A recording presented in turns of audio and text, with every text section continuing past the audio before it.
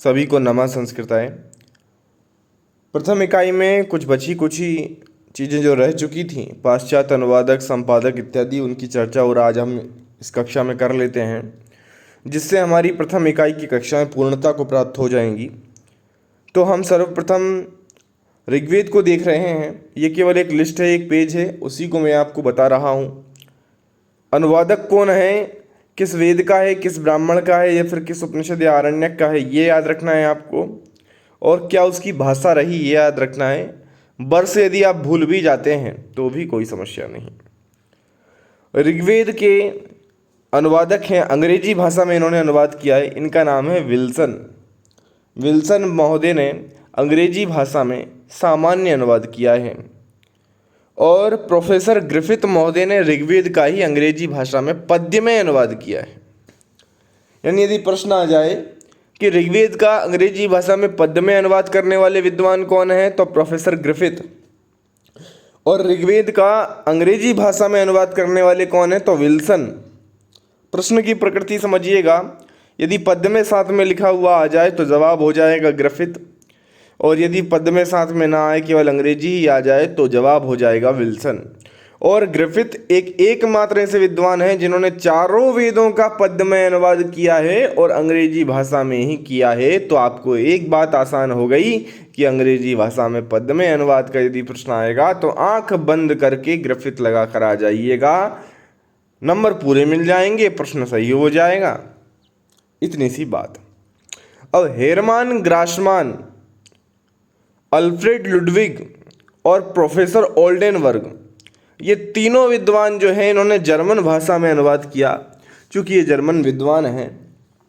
हेरमान में आपको दिख रहा होगा रा का साउंड आ रहा है जर्मन की तरह। तो हेरमान ग्रासमान के जर्मन, यानी कि मतलब हेरमान ग्रासमान ने जो अनुवाद किया ऋग्वेद का, वह जर्मन भाषा में किया। अल्फ्रेड लुडविग ने जो अनुवाद किया वह जर्मन भाषा में किया। और ओल्डेनबर्ग ने जो अनुवाद किया वह भी जर्मन भाषा में किया। तो इन तीनों विद्वानों के नाम याद रखिएगा, ओल्डेनबर्ग, हेरमान ग्रासमान, अल्फ्रेड लुडविग, ये तीनों जर्मन भाषा के अनुवादक हैं ऋग्वेद के। और एक और प्रसिद्ध व्यक्ति जो एकमात्र हमें प्राप्त होता है फ्रेंच भाषा के लिए, उसका नाम है लांगलोआ। लांगलोआ ने फ्रेंच भाषा में ऋग्वेद का अनुवाद किया 1848 से 51 के बीच में। समय में आपको नहीं बताया, एक बार पुनः मैं आपको बता देता हूँ, ध्यान से सुनिएगा। ऋग्वेद का विल्सन ने अंग्रेजी भाषा में अनुवाद किया 1850 में।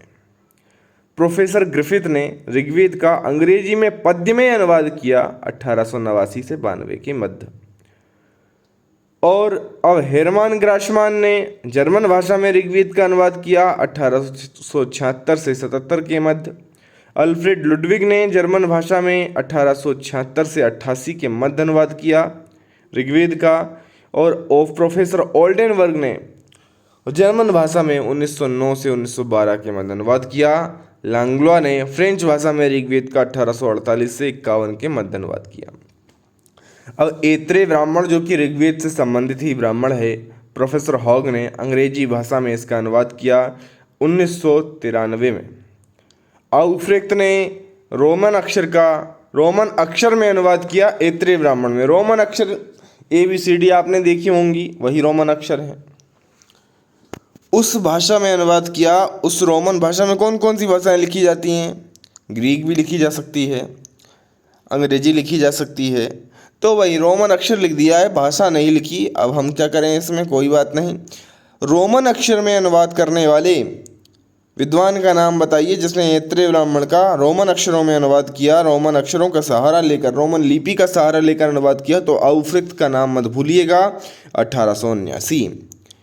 कौशितकी ब्राह्मण प्रोफेसर लिंडनर ने अनुवाद किया। किस भाषा में, किस शैली में, किस लिपि में किया, यह नहीं बताया गया है। 1887 इनका समय है। डॉक्टर कीथ, इन्होंने अंग्रेजी भाषा में अनुवाद किया कौशितकी ब्राह्मण का। कौशितकी का से कीथ, अंग्रेजी भाषा में अनुवाद किया है, 1930 में किया है। शुक्ल यजुर्वेद के अनुवादक हैं बेवर, देवनागरी लिपि में अनुवाद किया शुक्ल यजुर्वेद का। बेवर के बारे में हम अपनी प्रथम इकाई में पढ़ चुके हैं। यदि आपने इससे पूर्व की कक्षाओं को नहीं देखा है तो निश्चित तौर पर आप देखें, आपके लिए उपयोगी साबित होंगी। प्रथम इकाई पूर्णतः कवर करवा दी गई है। प्लेलिस्ट है यूनिट 1 संस्कृत 25 कोड के नाम से, आप जाकर ये 22-23 कक्षाएं जो हैं सारी देख सकते हैं और अपनी प्रथम यूनिट की चिंता से मुक्त हो सकते हैं। शुक्ल यजुर्वेद का वेवर ने देवनागरी लिपि में अनुवाद किया, जैसे कि आउफ्रेक्ट ने रोमन अक्षरों में अनुवाद किया था, रोमन लिपि में अनुवाद किया था ऐत्रेय ब्राह्मण का।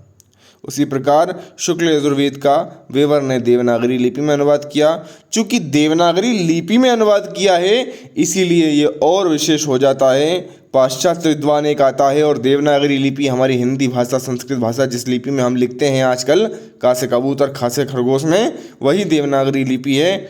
और ये ऐसे विद्वान हैं जिन्होंने भारत में आकर देवनागरी लिपि में अनुवाद किया, इसलिए ये और महत्वपूर्ण हो जाता है। 1849 से 52 के मध्य का इनका समय है। वाजसनेयी संहिता, माध्यान्हन संहिता, बात एक ही है। यदि समझ नहीं आ रहा है तो शुक्ल यजुर्वेद संहिता को आप पढ़ लीजिएगा। इसी यूनिट में आपको पढ़ाई गई है, सामान्य अध्ययन उसका करवाया गया है। तो आप ये जान जाएंगे कि माध्यान्हन क्यों कहा गया है और वाजसनेयी क्यों कहा गया है।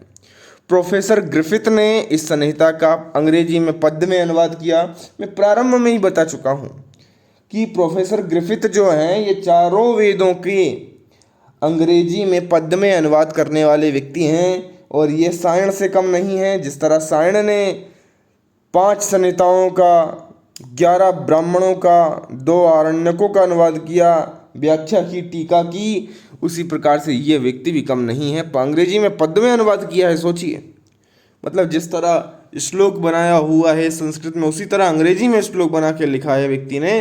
तो क्या लिखा होगा आप समझिए, क्या मेहनत रही होगी। 1899 में समय इसका है। शतपथ ब्राह्मण वेवर ने इसका अनुवाद किया 1855 में। कैलेंड ने अंग्रेजी भाषा में शतपथ ब्राह्मण का अनुवाद किया और इंगलिंग ने अंग्रेजी भाषा में शतपथ ब्राह्मण का अनुवाद किया। कैलेंड ने जो अनुवाद किया अंग्रेजी भाषा में वो 1926 में किया था शतपथ ब्राह्मण का। अब तैत्तिरीय संहिता का वेबर ने रोमन अक्षरों में अनुवाद किया। देखिए, ये वही वेबर हैं जिसने देवनागरी लिपि में अनुवाद किया था शुक्ल यजुर्वेद का, और यही वेवर आते हैं और तैत्तिरीय संहिता का अनुवाद कर देते हैं रोमन अक्षरों में। शुक्ल यजुर्वेद का अनुवाद करते हैं वेवर देवनागरी लिपि में और तैत्तिरीय संहिता का अनुवाद करते हैं रोमन लिपि में 1871 से 72 के बीच, यानी कि 1849 से 52 सबसे पहले इसने अनुवाद किया शुक्ल यजुर्वेद का। उसके बाद तैत्तिरीय संहिता का अनुवाद किया वेवर ने रोमन लिपि में किया। अब तैत्तिरीय संहिता का संबंध कृष्ण यजुर्वेद से। कृष्ण यजुर्वेद में रा आ रहा है, तो कृष्ण को आप काला मानिए, रोमन को भी काला मानिए, और हमारी देवनागरी लिपि को गोरा मानिए, और शुक्ल यजुर्वेद तो गोरा है ही, है कि नहीं। मतलब काला आप ये मत कह दीजिएगा कि भाई रेसिज्म चल रहा है यहाँ पर, भाई रंग भेद हो रहा है। ऐसा नहीं है, हम तो केवल याद कर रहे हैं, अन्यथा ना लें। तैत्तिरीय संहिता जो है वेवर ने रोमन अक्षरों में इसका अनुवाद किया, रोमन लिपि में अनुवाद किया। श्रेडर एक विद्वान है, मैत्रायणी संहिता और काठक संहिता का अनुवाद किया है इन्होंने 1881 से 86 के मध्य। काठक संहिता श्रेडर ने, और मैत्रायणी संहिता, और 1881 से 86 के मध्य उसने किया श्रेडर ने मैत्रायणी संहिता का, और काठक संहिता का किया 1990 में। राणायनी शाखा जो कि महाराष्ट्र से संबंधित है, सामवेद की शाखा है, गौतम शाखा गुजरात से संबंधित है, और जैमिनी शाखा दक्षिण भारत कर्नाटक से संबंधित है। इन तीनों ही शाखाओं का अनुवाद किया है कुछ विद्वानों ने। तो राणायनी शाखा का अनुवाद करने वाले हैं स्टीवेंसन, अंग्रेजी भाषा में 1843 में अनुवाद किया। गौतम शाखा का बेनफे ने अनुवाद किया जर्मन भाषा में 1848 में, और जैमिनी शाखा का कैलेंड ने रोमन अक्षर में अनुवाद किया, रोमन लिपि में अनुवाद किया 1907 में। जैमिनी शाखा का कैलेंड ने, गौतम शाखा का बेनफे ने, और राणायनी शाखा का स्टीवेंसन ने अंग्रेजी भाषा में अनुवाद किया। गौतम शाखा का बेनफे ने जर्मन भाषा में अनुवाद किया। जैमिनी शाखा का कैलेंड ने रोमन अक्षरों में अनुवाद किया। सामवेद का ग्रिफिथ ने पद्यानुवाद किया है अंग्रेजी में। पुनः बता रहा हूँ, ये विद्वान ऐसा है जिसने चारों ही वेदों का अनुवाद किया है, पद्य में अनुवाद किया है। अथर्ववेद का भी ग्रिफिथ ने अंग्रेजी में पद्य में अनुवाद किया। शुक्ल यजुर्वेद माध्यान्ह संहिता का भी पद्य में अनुवाद किया। ऋग्वेद का भी पद्य में अनुवाद करने वाले ग्रिफिथ ही हैं। अद्भुत ब्राह्मण का वेवर ने जर्मन भाषा में अनुवाद किया। ये देखिए कितना बड़ी प्रतिभा का धनी है व्यक्ति। देवनागरी लिपि में अनुवाद कर चुका है, रोमन लिपि में अनुवाद कर चुका है, जर्मन भाषा में अनुवाद कर रहा है। अब देखिए अद्भुत ब्राह्मण का इन्होंने जर्मन भाषा में अनुवाद किया है। वेवर ने 1858 में किया है, ध्यान रखिएगा। और ह्यूटनी और लानमान जो व्यक्ति है, अंग्रेजी भाषा में इसने अथर्ववेद का अनुवाद किया है। और पेपलाद संहिता का ब्लूमफील्ड ने अंग्रेजी भाषा में अनुवाद किया। ये ब्लूमफील्ड वही क्या है, वही व्यक्ति हैं जिन्होंने अंग्रेजी भाषा में अनुवाद किया, 1901 में किया है। तो ये कक्षा आपकी समाप्त हो जाती है। इस कक्षा को 1 बार 2 बार 3 बार आप सुनेंगे, बहुत सारी चीज़ें कंठस्थ हो जाएंगी। 10 मिनट की मात्र है, आप बिल्कुल सुने, इससे आपका ही अत्यधिक लाभ होगा, मेरा शून्य लाभ है। बहुत बहुत धन्यवाद। कक्षाओं को आप शेयर भी कर दिया करें, लाइक भी किया करें। क्या प्रतिक्रिया आपकी रहती है उसको कमेंट के माध्यम से दर्शा भी दिया करें, ताकि हमारी कक्षाएं अन्य दूसरे संस्कृत अध्ययन करने वाले लोगों तक पहुंच पाएँ और हम भी विकास कर पाएँ, है ना। यही आपसे समर्थन चाहता हूँ। धन्यवाद। नमः संस्कृताय।